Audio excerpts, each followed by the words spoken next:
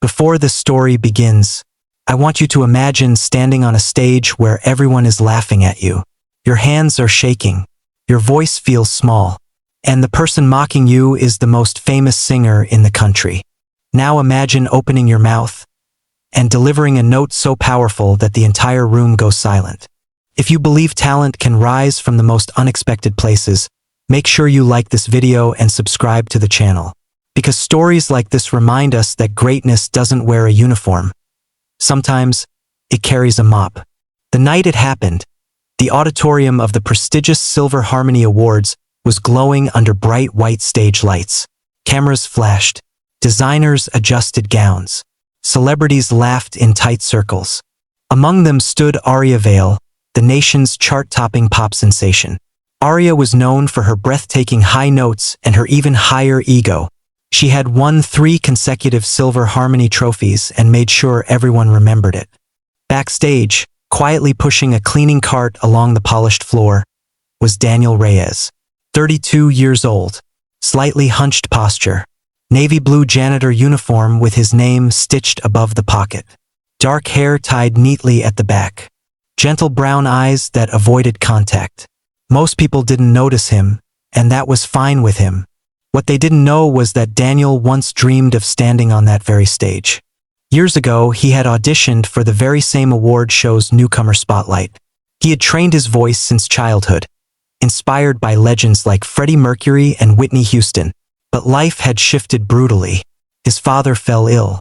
Hospital bills stacked higher than his ambitions. Daniel dropped out of music school and took the first job he could find, cleaning the very venue where stars were born. He told himself it was temporary. Temporary became 7 years. That evening, Aria was rehearsing her headline performance. She wore a silver sequined gown that shimmered like ice. Her platinum blonde hair was styled in perfect waves. She held a wireless microphone, testing her range. Her manager hovered nearby, nodding excessively at every note.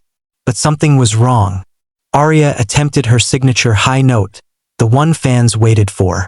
Her voice cracked, just slightly, but enough for the sound engineer to glance up. Again, she snapped. She tried. Another crack. Her jaw tightened. Who messed with my monitors? No one, the engineer replied carefully. From the side of the stage, Daniel paused mid-sweep.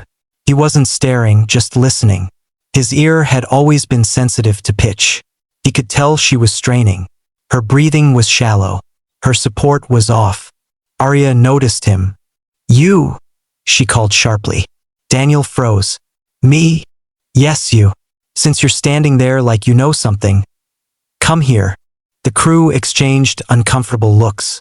Daniel slowly walked closer, placing his mop aside.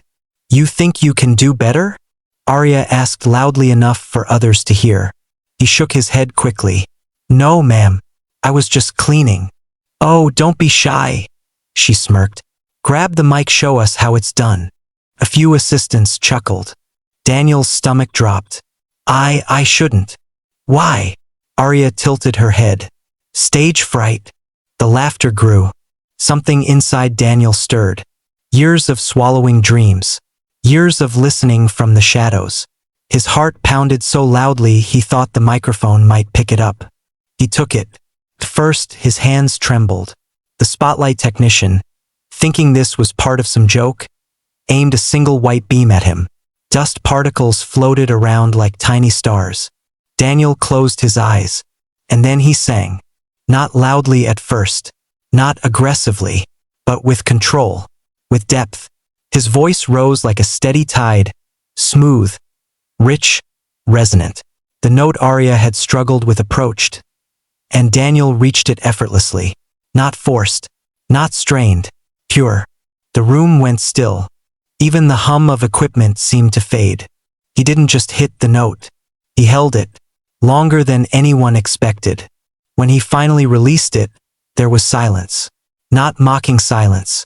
Shocked silence. The sound engineer's mouth hung open. Aria's confident smile had vanished. Daniel lowered the mic immediately. I'm sorry, he whispered, placing it back on the stand. I didn't mean to overstep, But something had shifted. A slow clap echoed from the back of the auditorium. An elderly man in a black suit stepped forward, Marcus Levin, founder of the Silver Harmony Awards. A man who had launched dozens of careers. "Son," Marcus said calmly, "why are you cleaning my floors?" Daniel swallowed. "Because life doesn't always go the way you plan." Marcus studied him. "What's your name?" "Daniel Reyes." "Daniel Reyes," Marcus repeated. "Have you ever recorded professionally?" Daniel shook his head. Arya stepped forward, attempting to recover control. "It was just a fluke. Studio acoustics can fool you." Marcus didn't look at her. "Acoustics don't create soul." Arya's jaw tightened. Marcus turned back to Daniel. "Come to my office tomorrow." The next 24 hours felt unreal. Daniel barely slept. Doubt wrestled with hope. What if it was pity? What if it was a joke extended too far? But Marcus was serious. Within weeks, Daniel recorded a demo track. Word spread quietly at first. Industry insiders talked. Producers listened twice, then 3 times. His voice wasn't flashy. It was honest. And audiences were starving for honesty. Meanwhile, Arya's performance that night went viral. Not for her singing, but for a leaked backstage clip. Someone had recorded the moment she mocked Daniel. The internet reacted swiftly. Fans debated arrogance versus humility. Think pieces surfaced overnight. Daniel never commented publicly. When interviewers finally asked about that night, he simply said, "I'm grateful she handed me the microphone." Months later, Daniel stood on the same stage, not holding a mop, but holding a nomination plaque for Best New Artist. He wore a simple black suit, hair neatly styled, confidence quiet but visible. Arya was there too. When Daniel's name was announced as the winner, the applause felt different than before. It wasn't shock. It was recognition. He stepped to the microphone. The lights were bright again. But this time no one was laughing. "I used to believe dreams expired," he began. "That there was an age limit, a financial requirement, perfect moment. But I learned something cleaning this stage every night. The spotlight doesn't belong to the loudest person. It belongs to the one who's ready when it turns on." He paused, scanning the audience. Never mock someone holding a broom. You don't know what they're holding inside. Cameras briefly caught Arya. Her expression was unreadable, somewhere between regret and realization. Daniel ended his speech not with arrogance, but with gratitude, thanking his late father, the hospital nurses who hummed to keep his spirits up, and even the crew members who once laughed. Because he wasn't there to prove someone wrong. He was there to prove himself right. In the years that followed, Daniel's debut album topped charts. Critics compared his vocal control to legends. But what fans loved most was his humility. He often visited schools, telling students that detours are not dead ends. As for Arya, she eventually reinvented herself too, publicly apologizing, taking vocal rest, learning, perhaps for the first time, that talent shines brightest when paired with kindness. And that night, the night a janitor was handed a microphone as a joke, became industry folklore. So if you're watching this and you feel invisible, overlooked, underestimated, remember Daniel Reyes, the man who cleaned the stage, until the stage was finally ready for him. If the story moved you, don't forget to like the video and subscribe to the channel. Because the next voice the world underestimates might be yours.